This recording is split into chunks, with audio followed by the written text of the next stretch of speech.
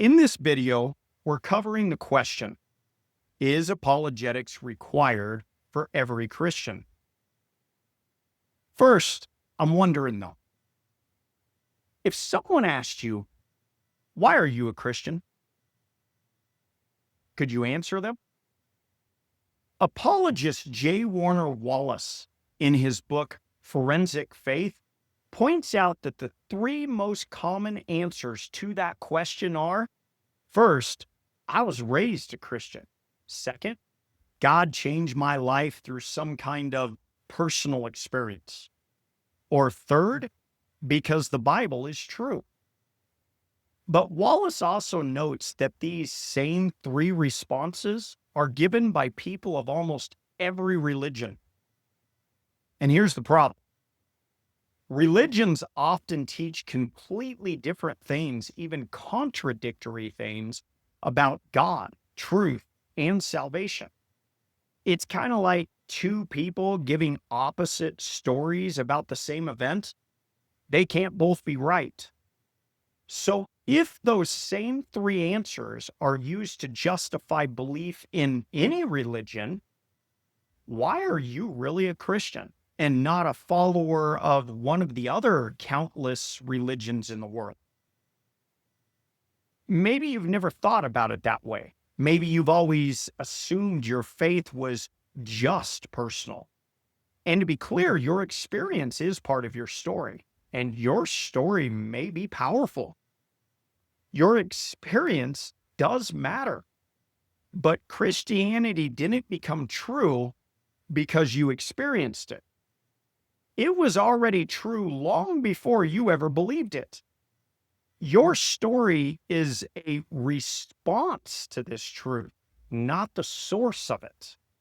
Experience may be where your journey with Jesus began, but it's not meant to carry the full weight of your faith.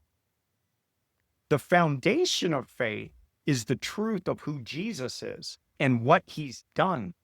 Because if feelings alone were enough to validate a belief, then every belief system where people feel deeply would be equally valid. So let's bring us back to the question for the video. Is apologetics required for every Christian? Now, some have said that apologetics isn't philosophically necessary to believe in God. And that's absolutely true.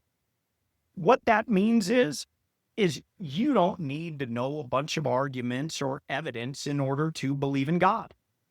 You can have a real and reasonable faith without having knowledge of a bunch of different arguments.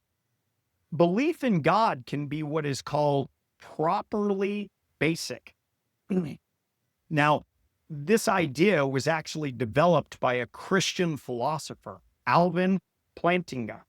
He explains this concept very clearly in his book called Knowledge and Christian Belief.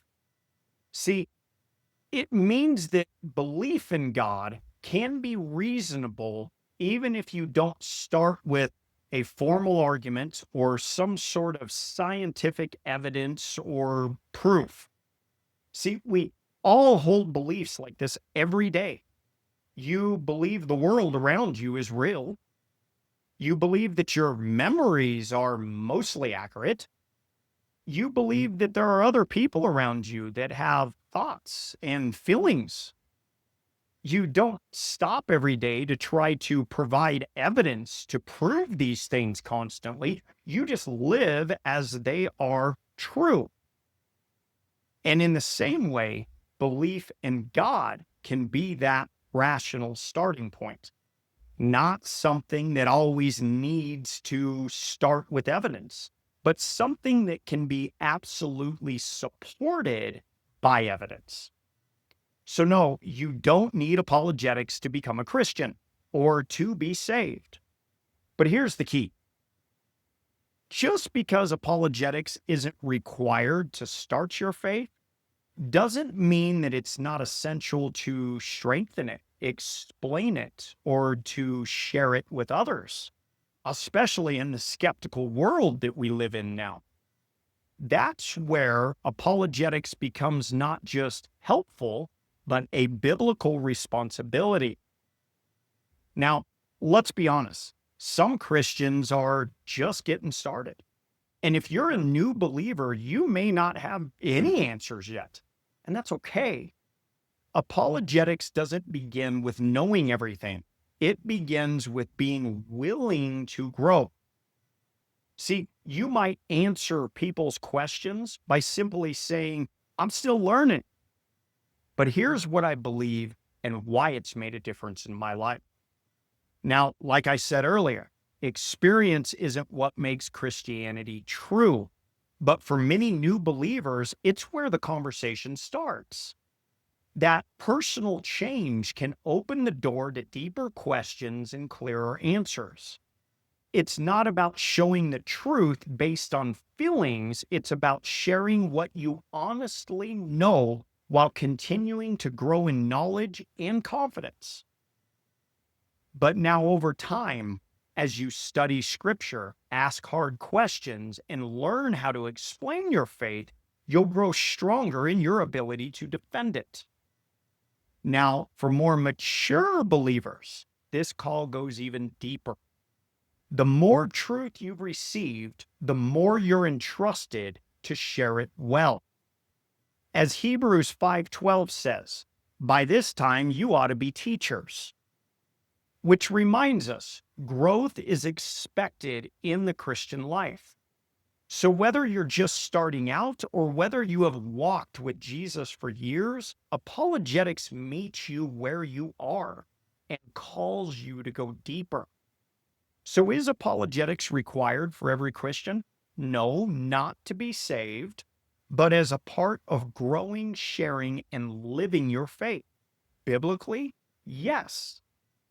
We looked at 1 Peter 3:15 in the last video in more detail, where Peter reminds all believers, not just pastors or scholars, to always be prepared to give an answer. That verse still stands as one of the clearest calls to apologetics in the Christian life. Now, you don't need to know everything. You never will. But you do need to be growing in this readiness, not because your salvation depends on it, but because someone else's next step toward Jesus might. And that's what this channel is all about. Here before the gates, I tackle one big question at a time. Questions about God, the Bible, truth, and the Christian faith. So if you want to go deeper in what you believe and why, hit the subscribe button. Leave me a comment with your biggest question. And like this video if it helped you think more clearly. Because the truth can stand up to your toughest questions. And the truth is worth finding before the gates.